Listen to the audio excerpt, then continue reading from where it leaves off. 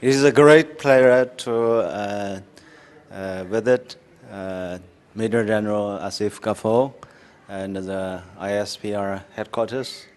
I should say that ISPR has a very good team here, and it is doing a great job for promoting the military to military relationship between the two countries, and ISPR is also working to present a positive narrative of China-Pakistan relationship, and this is very much appreciated by the Chinese embassy.